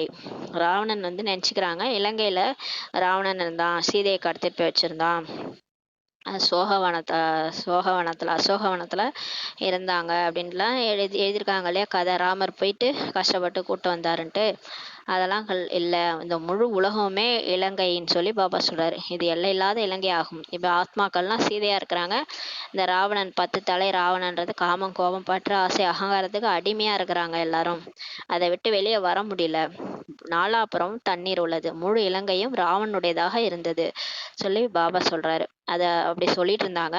இப்போது மீண்டும் ராமருடையதாக ஆகிறது. இப்போ பாபா சொல்றார், முழு உலகமுமே இலங்கை தான், நாலாபுறமும் தண்ணீர் இருக்குது, முழு இலங்கையும் ராவனுடையதா இருந்தது, இப்போ மீண்டும் ராமருடையதா ஆகிறது சொல்லி பாபா சொல்றாரு. இலங்கை தங்கத்தால் இருந்தது ஒரு காலத்துல, இலங்கைன்றது இந்தியாவை சொல்றாரு, இந்தியா தங்கத்தால் இருந்தது, அங்கு தங்கம் நிறைய இருக்கும் என்று கூறுகிறார்கள். ஒரு உதாரணம் கூட கூறுகிறார்கள். தியானத்தில் சென்றார், அங்கு தங்கத்தில் கல் பார்த்தார், எப்படி இங்கு மண் இருக்கிறதோ அது போல் அங்க மண் தங்க மண்ணாக இருக்கும்ட்டு ஒரு உதாரணம் எக்ஸாம்பிள் சொல்றாங்க. பிரான்ஸ்ல அந்த காலத்துல தாதிஸ் போகும்போது என்ன பார்ப்பாங்கன்னா, அங்க மண்ணு கூட தங்கமா இருந்துதான், அதை எடுத்துட்டு வரலாம்னு நினைச்சாங்களாம். அந்த மாதிரி அந்த காலத்துல அவங்க சொல்லியிருக்கிறாங்க. எனவே சிந்தனை எழுந்தது, தங்கம் எடுத்து வரலாம் என்று. எப்படி எப்படியெல்லாம் நாடகம் அமைக்கிறார்கள் சொல்லி பாபா சொல்றாரு. பாரதம் பிரசித்தமானது, மற்ற கண்டங்களில் இவ்வளவு வைரம் வைடூரியங்கள் இருப்பதில்லை. பாருங்க, இந்தியாவில தான் இவ்வளோ வைரம் வைடூரியங்கள்லாம் எடுத்துட்டு போயிருக்கிறாங்க. அந்த ஏன்னா இங்கே தான் வைர வைடூரியங்கள்லாம் நிறைய பாரதத்துல தான் இருக்குது. பாரதம் தான் பிரசித்தமானது, மற்ற கண்டங்கள்லாம் வைர வைடூரியங்கள்லாம் இருப்பதில்லைன்னு சொல்லி பாபா சொல்றாரு. தந்தை கூறுகிறார், நான் எல்லோரையும் திரும்ப அழைத்து செல்கின்றேன். இப்போ கடவுளே சொல்றாரு, நான் எல்லாரையும் கூட்டிட்டு போக வந்திருக்கிறேன், வழிகாட்டியாகி போகலாம் குழந்தைகளே, இப்போது வீடு செல்ல வேண்டும் சொல்லி பாபா சொல்றாரு. ஆத்மாக்கள் தூய்மையற்று இருக்கிறாங்க, ஆனா தூய்மையானாதான் வீட்டுக்கு போக முடியும், தூய்மையாகாமல் வீட்டுக்கு போக முடியாது. பதிதமானவர்களை பாவனமாக ஆக்குபவரோ ஒரு தந்தை தான் ஆவார். எனவே எல்லாருமே இங்குதான் இருக்கிறார்கள். இப்போ நடிக்க வந்தவங்க எல்லாம் பூலோகத்துல தான் இருக்கிறாங்க, பூமியில தான் இருக்கிறாங்க, யாருமே மேல போகல, திரும்பி யாருமே போக முடியாது, சட்டமே இல்லை. கடவுள் கூட்டின்னு போனாதான், அதனாலதான் குண்டோட கைலாசம்லாம் சொல்லியிருக்கிறாங்க. அது எல்லாமே கரெக்டா பக்தி மார்க்கத்துல சொல்லிக்கிறாங்க. திரும்பி யாருமே போக முடியாது, கடவுள் கூட்டு வழி சொன்னாதானே போக முடியும். வழியே தெரியாம இங்கேயே தான் திரும்ப திரும்ப பிறப்பிறப்புல மாட்டிட்டு முடிச்சிட்டு இருக்கிறோம். அந்த அபிமன்யு அந்த சக்கர வியூகத்துல போய் மாட்டிக்கிட்ட மாதிரி போயிட்டு வெளியே வர தெரியாது. அது மாதிரி இங்க பிறப்பிறப்புல மாட்டிக்கிட்டு எப்படி பிறப்பிறப்புல இருந்து வெளியே வராது தெரியல. நம்மலாம் அபிமன்யு, எல்லாருமே அபிமன்யுகள் மாட்டின் முடிக்க நம்ம கடவுள் தான் வழி சொல்றாரு. இந்த பிறப்பிறப்புல இருந்து எப்படி வெளியே வர்றது, முக்தி அடைங்கன்றாரு. காமம், கோபம், பற்று, ஆசை, அகங்காரத்துல இருந்து முற்றி அடைங்க. இந்த உலகமே அழிய போகுது, இதுல என்ன நம்ம எடுத்துட்டு போறோம், எதன் மீதும் பற்று வைக்காதீங்கன்றாரு. அப்பதான் தப்பிக்க முடியும். எதுலையாவது பற்று வச்சுன்னா இங்கேயே மாட்டிட்டு திரும்ப அந்த வீட்டிலே போய் பிறந்துருவோம். அதனாலதான் வழி சொல்றாரு. தந்தை கூறுகிறார், குழந்தைகளே, மாயை உங்களை மேலும் தீவிரமாக தேகாபிமானத்தில் கொண்டு வரும். ஆனா மாயா விடாது, உங்களை தீவிரமா கொண்டு வரும், திரும்ப உங்களை கோவப்பட வைக்கும், உங்களை பற்றுல கொண்டு போய் சிக்க வைக்கும், நிறைய வேலை பண்ணும் அது. ஆனா நீங்க தந்தையை நினைவு செய்யவே விடாதுன்னு வேற சொல்றாரு பாபா. உங்களை மோசமா தேகாபிமானத்துல கொண்டு வர வைக்கும், அதோட உங்களை பாபாவை நினைவு செய்யவே விடாது, நீங்கள் எச்சரிக்கையுடன் இருக்க வேண்டும் சொல்லி பாபா சொல்றாரு. ஆனா போக போக மாயா அணைய போற விளக்கு பிரகாசமா எரியிற மாதிரி மாயா தீவிரம் அடையும். அப்புறம் அது போயிடும், அதோட ராஜ்யம் முடிய போதில்லை. அதனால போறதுக்கு முன்னாடி அது ஒரு ஆட்டம் காட்டிட்டு தான் போகும். அதனால நீங்க எச்சரிக்கையோட இருங்க, உங்களை தவறு செய்ய வைக்கும்னு சொல்லி பாபா சொல்றாரு. இதில் தான் யுத்தமே இருக்கிறது. இப்ப ஒரு மல்யுத்தமே நடக்குது மாயாவோட. நமக்கு மகாபாரத போர் நடக்குது. ஆத்மாக்கு வெளியில எல்லாம் கத்தியெல்லாம் வச்சுட்டு நம்ம சண்டை போட போறது இல்ல, உள்ளுக்குள்ள நமக்குள்ளாரதான் போர். நம்ம இந்த 5 விகாரத்தை வெல்லணும், அவ்வளவுதான். எனக்கு கோபம் வரக்கூடாது, நான் பாபா நினைவுலே இருக்கணும், எனக்கு பற்று வரக்கூடாது, நான் ஒரு பாபா நினைவுல தான் இருக்கணும், வேற எதுவுமே எனக்கு தோணக்கூடாது, அந்த 5 விகாரமே எனக்கு பிடிக்க கூடாது. அந்த மாதிரி ஒரு மல்யுத்தம் இப்ப நமக்குள்ளார நடக்குது. கண்கள் மிகவும் ஏமாற்றுகிறது. அன்னைக்கு சொன்னார்ல பாபா, கண்ணுகிட்ட ஒரு சிப்பாய் நிறுத்தி வைங்க, கண்ணு என்னென்னலாம் பண்ணுது செக் பண்ணுங்க, அதுல தெரிஞ்சிடும். அதுதான் உங்களை அந்த 5 விகாரத்துல விழவே வைக்குது. ஆசைப்பட வைக்கிறது இந்த கண்ணு தான், பேராசைப்பட வைக்கிறதும் கண்ணு தான், காமத்துல விழ வைக்கிறதும் கண்ணு தான், கோபப்பட வைக்கிறது எல்லாத்துக்குமே ரீசன் இந்த கண்ணு தான். கண்ணு தான் குற்றப்பார்வை பார்க்குது, தவறான பார்வை பார்க்கறது எல்லாமே கண்ணு தான். கண்ணு மிகவும் ஏமாற்றுகிறது சொல்லி பாபா சொல்றாரு. கண்ணை செக் பண்ணுங்க. இங்க கண்களை கட்டுப்பாட்டில் வைக்க வேண்டும். கண்ணுக்கு நீங்க ஒரு கட்டுப்பாடு வைங்க, இதை பார்க்கக்கூடாது, இதை தான் பார்க்கணும், குற்றப்பார்வை பார்க்கக்கூடாது, எல்லாரையும் ஆத்மாவை பார்க்கணும், உடம்ப பார்க்கக்கூடாது சொல்லி பாபா சொல்றாங்க. சகோதரன் சகோதரிகளுக்குள் பார்வை சரியாக இருப்பதில்லை என்று பார்க்கப்பட்டுள்ளது. சகோதரன் சகோதரின்னு தான் சொல்றாங்க, பிரதர் சிஸ்டர் தான். அப்பா கூட பார்வை சரியில்லை, ஆண் பெண்ணுன்னு சொல்லும் போது பார்வை சரியில்லை. அதனால பாபா ஆண் பாருங்க, எல்லாருமே ஆத்மான்னு பாருங்க, அவங்க எல்லாருமே ஆண் தான், அவங்க உடல் தான் பெண்ணா இருக்கு, ஆனா அவங்களும் ஆண் தான், சிவபாபாவுடைய குழந்தைன்னு சொல்லி பாருங்கன்னு சொல்லி சொல்றாரு. ஆத்மான்னு பாருங்க, என்று புரிய வைக்கப்படுகிறது. நாங்கள் அனைவரும் சகோதர சகோதரர்கள் ஆவோம் என்று கூறுகிறார்கள். ஆனால் எதுவுமே புரியாமல் உள்ளார்கள். உலகத்துல யூனிவர்சல் பிரதர்ஹுட்னு சொல்றாங்க, ஆனா எதுவுமே புரிஞ்சிக்க மாட்றாங்க. ஏன்னா எல்லாம் ஒரு கடவுளுடைய குழந்தைகள்ன்ட்டு புரிஞ்சிக்காம பேசிட்டு இருக்காங்க. தவளை ட்ரா ட்ரா என்று கத்தி கொண்டே இருப்பது போல பொருள் ஒன்றுமே புரியாமல் உள்ளார்கள் சொல்லி தவளைய உதாரணம் சொல்றாரு. தவளை என்ன அது மாட்டும் ட்ரா ட்ரான்னு அது என்னன்னு புரிஞ்சுக்காமலே கத்திட்டு இருக்குமா, அந்த மாதிரி புரிஞ்சுக்காம எதையாவது பேசிட்டு இருக்காங்கன்றாரு. இப்போது நீங்கள் ஒவ்வொரு விஷயத்தினுடைய சரியான பொருளை புரிந்து கொண்டு இருக்கிறீர்கள். இப்போ நம்ம சாஸ்திரத்துல இருந்து அப்புறம் பக்தியில உள்ள விஷயங்கள் எல்லாத்தையும் சரியா புரிஞ்சுக்கிட்டு நம்ம புரிஞ்சுக்கிட்டு இருக்கிறோம்னு சொல்லி சொல்றாரு. நீங்கள் பக்தி மார்க்கத்தில் நாயகிகளாக இருந்தீர்கள். பக்தியில பாருங்க, கடவுளை நோக்கி நோக்கி நம்ம வந்து வா என் முன்னாடி வா, காட்சி காட்டு, என்னை கூட்டு போ, நான் உனக்காக வெயிட் பண்ணிட்டு இருக்கிறேன்லாம் பக்தி பண்ணிட்டு இருந்தோம். நாயகிகளா இருந்தீங்க, நாயகனை நினைவு செய்து கொண்டிருந்தீர்கள் என்று தந்தை இனிமேலும் இனிமையான குழந்தைகளுக்கு வந்து இப்போ புரிய வைக்கிறாரு. துக்கத்தில் சட்டென்று அவரை நினைவு செய்கிறார்கள். பாருங்களேன், ஐசியூல இருக்கிறோம், உடம்பு சரியில்லை, மரண போராட்டத்துல இருக்கும்போது கடவுளே கடவுளேன்னு எல்லாம் நினைவு செய்வாங்க பாருங்க. அது வரைக்கும் என்ன ஏதுன்னு கூட கடவுளை கண்டுக்க மாட்டாங்க. கோயில் பக்கத்துல தான் இருக்கும், போயிருக்க மாட்டாங்க. ஆனா பாருங்க, ஏதாவது வீட்டுல ஒரு பிரச்சனைனா கோயிலுக்கு படை எடுக்கும் அந்த குடும்பமே. அப்பதான் கடவுளை நினைவுக்கு வர்றாரு. அதான் சொல்றாரு, துக்கத்தில் சட்டென்று யாரும் சட்டென்று நினைவு செய்யறாங்க, இதே சுகத்துல நினைவு செய்ய மாட்டாங்க. ஹே ராமனே, ஹே பகவான், கருணை புரியுங்கள்லாம் சொல்றாங்க. சொர்க்கத்துல ஒருபோதும் இவ்வாறுலாம் கூற மாட்டாங்க. ஏன்னா சொர்க்கத்துல இருக்கிறவங்க இங்கேயே பதவி அடைஞ்சு கடவுளோட வாழ்ந்து அவருக்காக சேவை பண்ணி பதவி அடைஞ்சு போனவங்க தான் அங்க அந்த பலனை அனுபவிக்கிறாங்க. அதனால அங்க போய் ஹே ராமா, ஹே கடவுளே, ஹே பகவான்லாம் கூப்பிட மாட்டாங்க. அங்க ராவண ராஜ்யமே இருக்காது. அங்க காமம், கோபம், பற்று, ஆசை, அகங்காரமே இருக்காது. உங்களை ராமராஜ்யத்திற்கு இப்போ கடவுள் அழைத்து செல்கிறார். சொர்க்கத்துக்கு இப்ப நம்மளை கூட்டு போறாரு. எனவே அவரது வழிப்படிதானே நடக்கணும். இப்போது உங்களுக்கு ஈஸ்வரிய வழி கிடைக்கிறது, பிறகு தெய்வீக வழி கிடைக்கும். இப்ப கடவுளுடைய வழி நமக்கு கிடைக்குது. அப்புறம் சொர்க்கத்துக்கு போனா இந்த தேவதைகள் என்ன சொல்றாங்களோ அதை நம்ம கேட்போம்.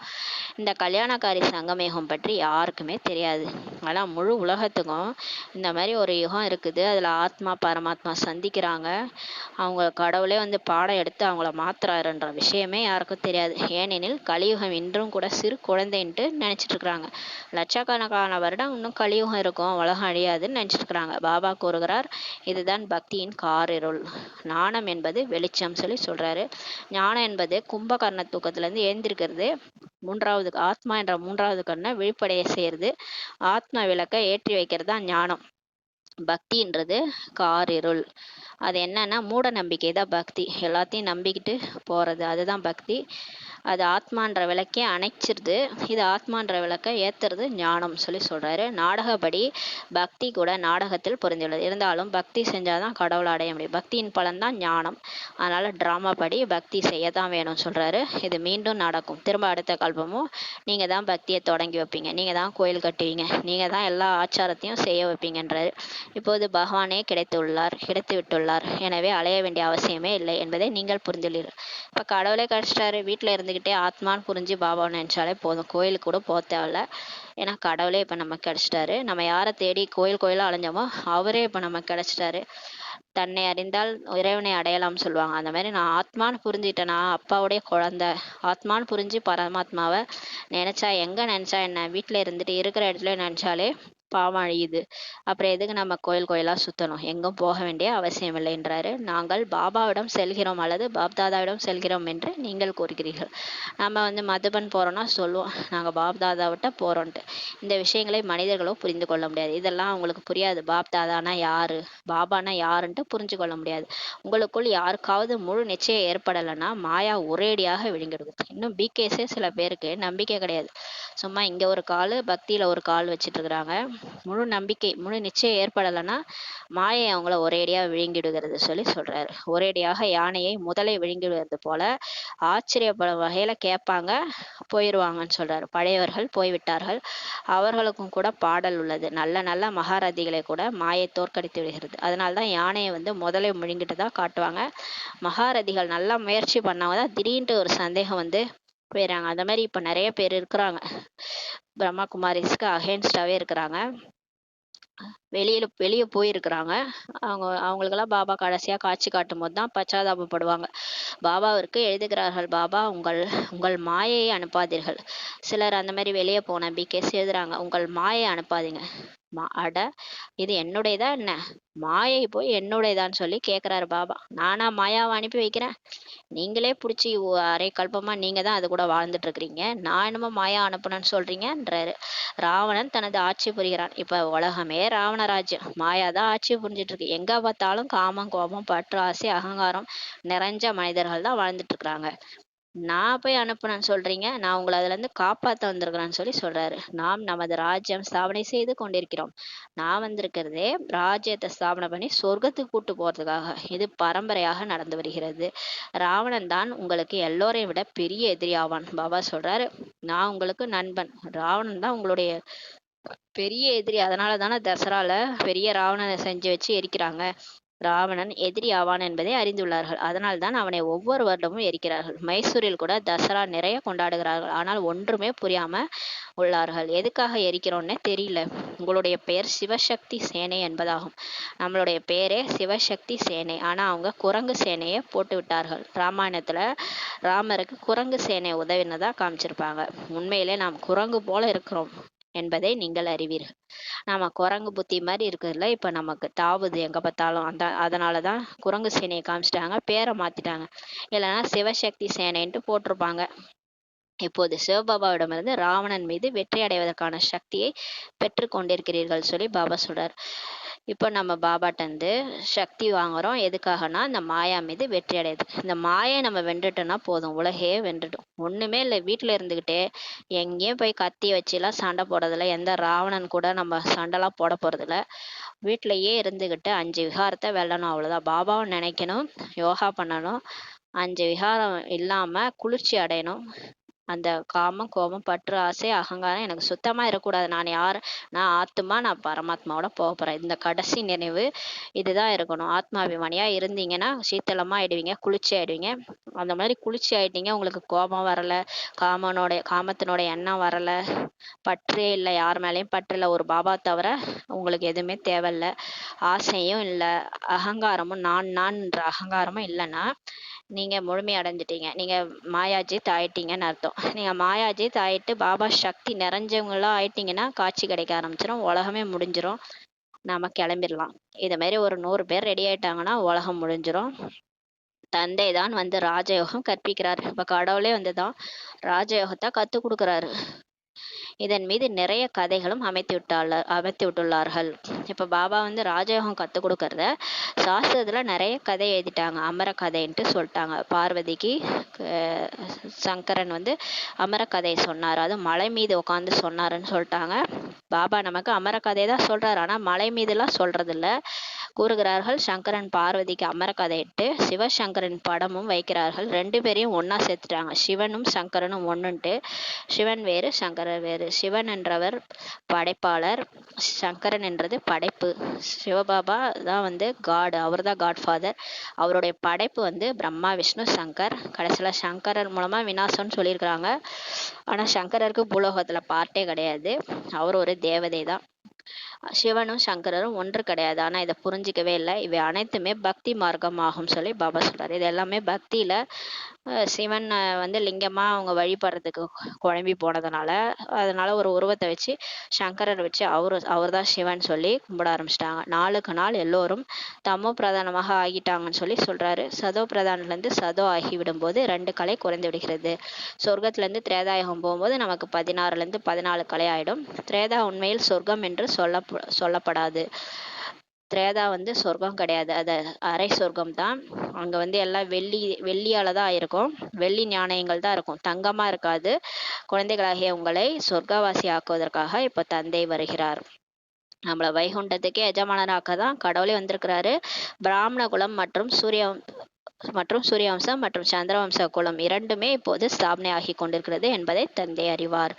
இப்ப பாபா வந்துட்டாரு, பிராமண குலத்தை தேர்ந்தெடுத்து எல்லாரையும் தேர்ந்தெடுத்து அதன் மூலமா சூரிய வம்ச ராஜ்யத்தையும் சந்திர வம்ச ராஜ்யத்தையும் இப்ப ஸ்தாபனை பண்ணிட்டு இருக்கிறாரு. இதெல்லாம் குப்தமா நடக்குது, அவருக்கு தான் தெரியும், நமக்கு எதுவும் தெரியாது. ராமச்சந்திரருக்கு சத்திரியரின் அடையாளம் கொடுத்துள்ளார்கள். இந்த ராமச்சந்திரன் சொல்லுவாங்க, ராமச்சந்திரன் ராமர்னாலே பக்தியில வில் அம்போட காமிச்சிருப்பாங்க, சத்திரியரோட அடையாளம் காமிச்சிருப்பாங்க. நீங்கள் அனைவருமே மாயை மீது வெற்றி அடைந்து விடும் சத்திரியர்கள் ஆவீர்கள் அல்லவா சொல்லி சொல்றாரு. இப்ப நம்ம எல்லாருமே மாயை மீது வெற்றி அடைகிறோம், அதனால அந்த மாதிரி சத்திரியர் அடையாளம் காமிச்சிருக்கிறாங்க. குறைந்த மதிப்பெண்களும் தேர்ச்சி அடைபவர்கள் சந்திர வம்சத்தினர்கள் என்று அழைக்கப்படுகிறார்கள் சொல்லி சொல்றாரு. இப்ப யாரெல்லாம் அந்த 5 விகாரத்தை வென்று பாஸ் ஆகுறாங்களோ, மதிப்புடன் தேர்ச்சி பெறாங்களோ, அவங்களாம் சூரிய வம்சத்துல போவாங்க. சுயராஜ்ய அதிகாரியா கர்மேந்திரங்களை வெற்றி அடைகிறவங்க, சுயராஜ்ய அதிகாரியா ஆகிறவங்க சூரிய வம்சத்துல போவாங்க. யாரெல்லாம் கர்மேந்திரங்களை வெல்லலையோ அவங்களாம் வந்து பிரஜைகளாவாங்க. யாரெல்லாம் முழு ஸ்ரீமத் படி நடிச்சு போனாங்களோ அவங்களாம் சொர்க்கத்துக்கு போவாங்க. யாரெல்லாம் ஃபெயில் ஆகுறாங்களோ அவங்க வந்து சந்திர வம்சத்துக்கு போயிடுவாங்கன்னு சொல்லி பாபா சொல்றாங்க. குறைந்த மதிப்பெண்களோட தேர்ச்சி அடைகிறவங்க வந்து சந்திர வம்சத்திற்கு போவாங்கன்னு சொல்லி பாபா சொல்றாரு. மார்க் வந்து கம்மியா எடுக்கிறவங்க எல்லா விகாரத்தையும் அவங்க வெல்ல மாட்டாங்க, ஏதோ 1-2 அவங்க விட்டுருவாங்க. அதனால பாஸ் வித் ஆனர் ஆக முடியாது, கொஞ்சம் வந்து மார்க் வரும், கம்மியாயிடும். அந்த மாதிரி யார் பாஸ் ஆகுறாங்களோ அவங்க வந்து சந்திர வம்சத்துக்கு போவாங்கன்னு சொல்லி சொல்றாரு. எனவே ராமருக்கு அம்பை கொடுத்து விட்டுள்ளார்கள், அதனாலதான் வில் அம்பு காமிச்சிருக்கிறாங்க. ஏன்னா போராடி போராடி கடைசியில மாயாவை ஜெயிக்கிறது. கிருஷ்ணர் மாதிரி ஜாலியா 5 தலை நாகம் மேல டான்ஸ் ஆடிக்கிட்டு இருப்பாரு, அவரு புல்லாங்குழல் வாசிச்சுட்டு டான்ஸ் ஆடிட்டு இருப்பாரு. அதை முரளி படிச்சுட்டு ஜாலியா டான்ஸ் ஆடிக்கிட்டே விகாரத்தை வென்றுட்டு போனோம்னா அவங்க சூரிய வம்சத்துல போயிடுவாங்க. யாரெல்லாம் ஒழுங்கா முரளி படிக்காம ஒரு டென்ஷன் ஆயிட்டு அந்த விகாரத்தை கூட சண்டை போட்டுக்கிட்டு மாயா கூட சண்டை போட்டு அதோட போராடி போராடி வென்று போறோமோ அவங்கெல்லாம் வந்து ராமரா ஆயிடுவாங்க, ராமர் சிதி ஆயிடுவாங்க, சந்திர வம்சத்துக்கு போயிடுவாங்கன்னு சொல்லி சொல்றாரு. திரேதாவில் ஹிம்சையே இருக்காது, திரேதாயுகத்துல அங்கேயும் ஹிம்சையே இருக்காது, ராமர் ராஜா ராம பிரஜை என்று பாடல் கூட இருக்கிறது. ராமர் எப்படி இருக்கிறாரோ அப்படிதான் பிரஜைகள் இருப்பாங்க. ஆனால் இந்த சத்திரிய வம்ச தன்மையின் அடையாளம் கொடுத்துட்டு இருக்கிறார்கள், எனவே மனிதர்கள் குழம்புகிறார்கள். இருந்தாலும் ராமர் கையில சத்திரவம்ச அடையாளம் வில்லம்பு காமிச்சிருக்கிறதுனால குழம்பிட்டாங்க. அவர் என்ன யாரையாவது வதைப்பாரு அப்படின்னு, அவர் யாரையும் வதைக்க மாட்டாரு, அவர் வந்து ஹிம்சையே அங்க கிடையாது, வில்லம்பு வச்சு யாரையும் வதைக்க மாட்டாரு. இருந்தாலும் அடையாளம் காமிச்சிருக்காங்கன்னா அவர் இங்க சங்கமேகத்துல போராடி போராடி மாயை வென்றதுனால அவருக்கு அந்த அடையாளம் காமிச்சிருக்காங்க. இந்த ஆயுதங்கள் ஆகியவை இருக்கவே இருக்காது சொல்லி பாபா சொல்றாரு. அங்க உண்மையாலுமே திரேதாயுகத்துல ராமர் கையில வில் அம்பெல்லாம் இருக்காது. உடனே நினைச்சுக்காதீங்க நம்ம வந்து சூரிய வம்சம் போயிட்டு லட்சுமி நாராயண் ஆகும்போது ஒரு மாதிரி இருக்கும், அப்புறம் சந்திர வம்சத்துல ராமர் சீதையா போகும்போது நம்ம கையில வில்லம்பு இருக்கும், அப்படிலாம் நினைச்சுக்காதீங்க. அது வந்து பக்தி மார்க்கத்துல அடையாளங்கள் காமிச்சிருக்கிறாங்க, உண்மையிலே அங்க இருக்காது. பக்தி மார்க்கத்தினுடைய படம் தான் அது. ஆனா உண்மையிலே ராமர் சீதை கையில ஆயுதங்கள் இருக்காது சொல்லி பாபா சொல்றாரு. சக்திகளுக்கும் வாள் ஆகியவை காண்பிக்கிறார்கள். அதே மாதிரிதான் காளி சரஸ்வதி மற்ற எல்லா சக்திகள் கையிலையும் துர்க்கை கையிலெல்லாம் அந்த அஸ்திர சஸ்திரங்கள் 8 கைகள் காமிச்சு அதுல வந்து வாளு அதெல்லாம் காமிச்சிருப்பாங்க. ஒன்றுமே புரியாமல் உள்ளார்கள் சொல்லி பாபா சொல்றாரு. உண்மையிலே அது அஷ்ட சக்திகள். அதுதான் இப்ப நம்ம பாபாட்ட இருந்து அஷ்ட சக்திகள் வாங்குறோம்ல, புலனடக்கும் சக்தி, அப்புறம் வந்து கடந்ததாக போக வைக்கக்கூடிய விடுபடும் சக்தி, பகுத்தறியும் சக்தி, அப்புறம் வந்து எல்லாரையும் ஏற்றுக்கொள்ளும் சக்தி, பொறுத்து கொள்ளக்கூடிய சக்தி, அப்புறம் வந்து தீர்மானிக்கக்கூடிய சக்தி, மாயை எதிர்கொள்ளக்கூடிய சக்தி, இதெல்லாம் வந்து அஷ்ட சக்திகள். இந்த அஷ்ட சக்திகளும் பாபாட்ட இருந்து நமக்கு கிடைக்குது. அதுதான் 8 கைகளா நமக்கு ஆத்மாவுடைய 8 சக்திகளை தான் 8 கைகளா அங்க சக்திகளுக்கு காமிச்சிட்டாங்க. இதெல்லாம் ஒண்ணுமே புரியாம இருக்கிறாங்கன்னு சொல்லி சொல்றாரு. தந்தை வந்து ஞான கடல் ஆவார், எனவே தந்தை தான் முதலிடை கடை பற்றிய ரகசியங்கள்லாம் புரிய வைக்கிறார் என்று இப்போ நீங்க புரிஞ்சுக்கிறீங்க. எல்லையில்லாத தந்தைக்கு குழந்தைகள் மீது இருக்கும் அன்பு போல எல்லைக்குட்பட்ட தந்தைக்கு இருக்க முடியாது. பாருங்க, கடவுள் நம்ம மேல வச்சிருக்கிற அன்பை மாதிரி இந்த சாதாரண அப்பா அம்மா கூட நம்ம மேல வச்சிருக்க முடியாது, அந்த சரீரத்தினுடைய அப்பா அம்மா கூட நம்ம மேல வைக்க மாட்டாங்கன்னு சொல்லி பாபா சொல்றாரு. எவ்வளவு ஒரு அன்பு பாருங்க பாபாவுக்கு நம்ம மேல. 21 பிறவிகளுக்கு குழந்தைகளை சுகமுடையவர்களாக ஆக்கிடுகிறார். அவர் எவ்வளவு அன்பு வச்சிருக்கிறாருன்னா நம்ம எடுக்க போற 21 பிறவிக்கு நம்மளை சுகமுடையவராக்குறார். எனவே அன்பான தந்தை ஆவார் அல்லவா. எவ்வளவு அன்பானவராக இருக்கிறார் தந்தை. எவ்வளோ அன்பா இருக்கிறார் நம்ம மேல. அப்பேற்பட்டவரை எப்படி நினைக்கணும்? அவர் உங்களது எல்லா துக்கங்களையும் நீக்கி விடுகிறார். இப்ப வராரு வந்து, குழந்தைகளே உங்க துக்கம்லாம் முடிஞ்சிருச்சு, இனிமே சுகம்தான் சொல்றாரு. சுகத்தின் ஆஸ்தி கிடைத்து விடுகிறது, அங்க துக்கத்தின் பெயர் அடையாளமே இருக்காது சொல்லி சொல்றாரு. நீங்க போக போற இடம் சொர்க்கம், அங்க துக்கம்னா என்னன்னே தெரியாது சொல்லி சொல்றாரு. இப்போது இது புத்தியில் இருக்க வேண்டும் அல்லவா? இதை மறக்கவே கூடாது. எவ்வளவு சுலபமானது, முரளியை மட்டும் படித்து கூற வேண்டும், அவ்வளவே சொல்லி பாபா சொல்றாரு. எவ்வளோ ஈஸி, முரளியை மட்டும் படிக்கணும், மற்றவங்க சொல்லணும். பிறகு பிராமணி டீச்சர் சகோதரியை வேண்டும் என்கிறார்கள். உடனே என்ன சொல்றாங்க, எங்களுக்கு முரளி சொல்லி கொடுக்க யாராவது வேணும், பிராமணின்றி தாரணையாவதில்லை. டீச்சர் இல்லைன்னா புரியவே மாட்டுது. அட, சத்யநாராயணன் கதையோ சிறு குழந்தைகள் கூட நினைவு செய்து கூறுகிறார்கள். இந்த காலத்துல சின்ன பசங்க கூட இந்த பக்தி மார்க்கத்துல சத்யநாராயண கதையெல்லாம் பேசுதுங்க. நான் உங்களுக்கு தினம் தினம் புரிய வைக்கிறேன், தந்தையை நினைவு செய்யுங்கள், அவ்வளவே. பாபா டெய்லியும் வந்து நமக்கு டீச்சராகி சொல்றாரு, என்னை நினைவு செய்யுங்கள், அவ்வளவுதான். இந்த ஞானமும் நாட்களுக்குள் 7 நாட்களுக்குள் புத்தியில் பதிந்துவிட வேண்டும். இந்த ஞானம் வந்து 7 நாட்களுக்குள்ள ஈஸியா புத்தியில பதிஞ்சிடணும். ஆனால் குழந்தைகள் மறந்து விடுகிறார்கள். இருந்தாலும் பாபாக்கு இருக்கிற அந்த பெரிய குழந்தைகள்லாம் அந்த மாதிரி மறந்து போயிடுறாங்கன்னு சொல்லி சொல்றாரு. பாபாவே ஆச்சரியப்படுகிறார், எப்படி இவங்க மறக்கறாங்கன்ட்டு ஆச்சரியப்படுறாரு பாபா. நல்லது. இனிமேல இனிமையான காணாமல் போய் கண்டெடுக்கப்பட்ட செல்லமான குழந்தைகளுக்கு தாயும் தந்தையுமாகிய பாப் தாதாவின் அன்பு நினைவுகள் மற்றும் காலை வணக்கம். ஆன்மீக குழந்தைகளுக்கு ஆன்மீக தந்தையின் நமஸ்தே. நம் ஆன்மீக குழந்தைகள் ஆன்மீக தாய் தந்தைக்கு நமஸ்தே. தாரணைக்கான முக்கிய சாரம். ஃபர்ஸ்ட் பாயிண்ட், தந்தையிடம் ஆசிர்வாதம் அல்லது கிருபை கருணை வேண்டக்கூடாது. தந்தை ஆசிரியர் குருவை நினைவு செய்து தங்கள் மீது தாங்களே கிருபை புரிய வேண்டும். மாயிடம் எச்சரிக்கையாக இருக்க வேண்டும். கண்கள் ஏமாற்றுகின்றன, இவற்றை தங்கள் கட்டுப்பாட்டில் வைக்க வேண்டும். கண்ணு ஏமாத்துது, கண்ணு தான் பிரச்சனை பண்ணுது, அதை கட்டுப்பாட்டில் வைங்கன்னு சொல்லி சொல்றாரு. 2வது பாயிண்ட், கடைசியா அது ஏமாத்திரும், அப்புறம் நீங்க தான் ஐயோ ஐயோ.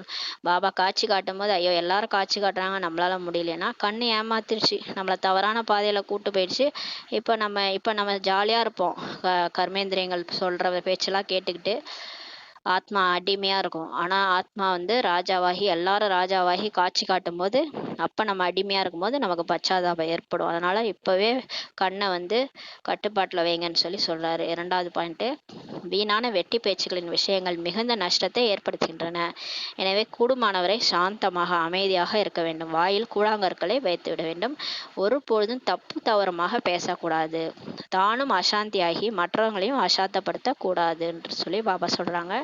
வரதானம், தந்தையின் உதவி மூலமாக ஈட்டியையும் கூட முள்ளாக்கிவிட்டு எப்பொழுதும் நிச்சிந்தையான கவலையற்ற மற்றும் ட்ரஸ்டி ஆவீர்களாக என்ற வரதானம் கொடுக்குறாரு. இப்ப கடவுளே கிடைச்சிருக்கிறாரு, 1000 கரங்களுடைய சர்வ சக்திவானே நமக்கு கிடைச்சிருக்கிறாரு. 2 கைகளுடைய மனிதர்களை போய் எதுக்கு நம்புறீங்க? 1000 கைகளுடைய கடவுளே நமக்கு கிடைச்சிட்டாரு. அவரோட உதவி மூலமா ஈட்டி போல வர பிரச்சனை கூட முள்ளாக்கிருங்கன்றாரு. நம்மளுடைய கர்மா அப்படி 63 ஜென்மமா ஈட்டி மாதிரி பிரச்சனை பண்ணிட்டு வந்திருக்கோம், அதெல்லாம் திரும்ப வந்து இப்ப தாக்குது. அப்ப என்ன பண்றது? அப்ப பாபா தான் கூப்பிடணும். பாபான்னு கூப்பிட்டா அவர் வந்துருவாரு. அப்ப ஈட்டி போன்ற குத்த வந்த பிரச்சனை கூட நமக்கு முள்ளாயிடும். எப்போதும் கவலை இல்லாம ட்ரஸ்டியா ஆகுங்கன்னு சொல்லி பாபா சொல்றாங்க. எல்லா கவலையும் பாபாட்ட போட்டு நீங்க நிம்மதியா இருங்க. பிந்தைய கணக்கு ஈட்டி போன்றதுதான். அதாவது 63 ஜென்மமா நீங்க பண்ணி வச்ச கர்மம் என்னென்ன பண்ணீங்களோ தெரியாது. பாபா சொல்றாரு, அவ்வளோ பண்ணி வச்சிருக்கிறீங்க, உங்களுக்கு தெரியாது. ஏன்னா நீங்க தான் அந்த உடம்ப விட்டு இங்க வந்துட்டீங்கல்ல, வேற உடல்ல. அப்ப கூட உங்க கர்மா விடாது உங்களை. அதுதான் ஈட்டி மாதிரி பாயுதுன்றாரு. அதனாலதான் உடம்புல நோய், உறவினர்களால பிரச்சனை, மனசுல கவலை, துக்கம், இதெல்லாம் ஏன் வருதுன்னா நம்ம பண்ண கர்மா தான். ஆனால் தந்தையின் உதவியினால் அது முள்ளாகி விடுகிறது. இப்ப பாபாவை நினைச்சு, பாபா என்னை மன்னிச்சிரு, நான் ஏதோ பண்ணிட்டேன் அப்படின்னு சொல்லிட்டு பாபாட்ட சரண்டர் ஆயிட்டு அவர்கிட்ட எல்லாத்தையும் ஒப்படைச்சிட்டோம்னா, அவரை உதவிக்கு கூப்பிட்டோம்னா நம்மளோட ஈட்டி போல பிரச்சனை முள்ளாகிடும். நிலைமைகள் அவசியமாக வரும், கண்டிப்பா சோதனைத்தாள் வரும். ஏனெனில் எல்லாமே இங்கே தான் முடிக்க வேண்டியுள்ளது. நம்ம பண்ண கர்மா எல்லாம் திரும்ப நம்ம ரிப்பீட் ஆகி நம்ம வீடு தேடி வரும். அதெல்லாம் நம்மளே தான் முடிக்கணும். அதனால எல்லாத்தையும் இங்கே தான் முடிக்கணும். நம்ம பரந்தாமத்திலேயோ சூட்சும உலகத்திலேயோ போய் முடிக்க முடியாது. இங்கே தான் எல்லா கணக்கு வழக்குகளையும் முடிக்கணும். அதனால நிலைமைகள் அவசியமா வரும். ஆனால் தந்தையின் உதவி அவற்றை முள்ளாக ஆக்கி விடுகிறது. ஆனா பாபா கூட இருக்கிறதுனால பெரிய பிரச்சனை கூட ஈஸியாயிடும். பெரிய விஷயத்தை சிறியதாக ஆக்கி விடுகிறது. ஏனெனில் பெரிய தந்தை கூட இருக்கிறார் இல்லையா? இதே நிச்சயத்தின் ஆதாரத்துல எப்போதும் கவலையற்று இருங்கள். மேலும் ட்ரஸ்டி ஆகி எனது என்பதை உனதுன்ட்டு மாற்றிடுங்க. பாபா என் பிரச்சனையெல்லாம் உன் பிரச்சனை, என்னதெல்லாம் உன்னிது பாபா. அவ்வளோதான். அதை கூட நம்ம அவர்கிட்ட கொடுத்துடலாம். எதை கொடுக்குறோமோ இல்லையோ நம்ம பிரச்சனையெல்லாம் அவர்கிட்ட கொடுத்துடலாம். நீ பார்த்துக்க பாபா உன் பிரச்சனைன்னு சொல்லிட்டு கொடுத்துருங்க. லேசாகி விடுங்கள் சொல்லி பாபா சொல்றாரு. அப்போது அனைத்து சுமையும் ஒரு நொடியில் முடிந்து போய்விடும். அந்த மாதிரி பாபாட்ட கொடுக்கும்போது எல்லா சுமையும் நீங்க யார்கிட்ட கொடுக்குறீங்க? சுமை தாங்கியா வந்து கேட்குறாரு. அவர்கிட்ட கொடுக்கும்போது எல்லா சுமையும் கொடுத்துருங்க. ஒரு நொடியில் முடிஞ்சு போயிடும் சொல்லி பாப்பா சொல்கிறாரு. ஸ்லோகன்: சுப பாவனையின் இருப்பு மூலமாக, ஸ்டாக் மூலமாக நெகட்டிவ் எதிர்மறையானதை பாசிட்டிவாக, நேர்மறையானதாக பரிவர்த்தனை செய்யுங்கள். எல்லாத்தையும் நல்லதாவே நினைங்க. எதுக்கு கெட்டதா நினைக்கிறீங்க? எல்லாரும் நல்லவங்க. சுப பாவனை வைங்க. இவங்களும் பிகே ஆவாங்க, இவங்களும் மாறுவாங்க. அந்த சுப பாவனை ஸ்டாக் இருக்கிறது மூலமா நம்ம அந்த நெகட்டிவான விஷயங்களை கூட பாசிட்டிவா மாத்திருங்க, மாற்றம் செய்யுங்கள். ஏன்னா எதை பார்த்தாலும் நெகட்டிவ் தான் நம்ம கண்ணுக்கு தெரியுது. இவங்க என்ன இப்படி பண்றாங்க, இவங்க ஸ்ரீமத் படியே நடக்க மாட்டாங்க, பிகேவா இருந்துட்டு இப்படி பண்றாங்க, அது எல்லாமே நெகட்டிவ் தான் நம்ம கண்ணுக்கு தெரியுது இல்லையா? அது எல்லாத்தையும் பாசிட்டிவா மாத்துருங்க. அவங்க பதவிக்கு அவங்க முயற்சி பண்றாங்க, அவங்களால இவ்வளவுதான் முடியும். சுப பாவனை வைங்க, அவங்களும் மாறுவாங்க. பாபா அவங்களையும் மாத்தி கூட்டுட்டு போவாரு. எல்லாத்தையும் எதிர்மறையானதை, நெகட்டிவ் ஆனதை கூட பாசிட்டிவா மாத்திருங்கன்னு சொல்லி பாபா சொல்றாங்க. ஓம் சாந்தி.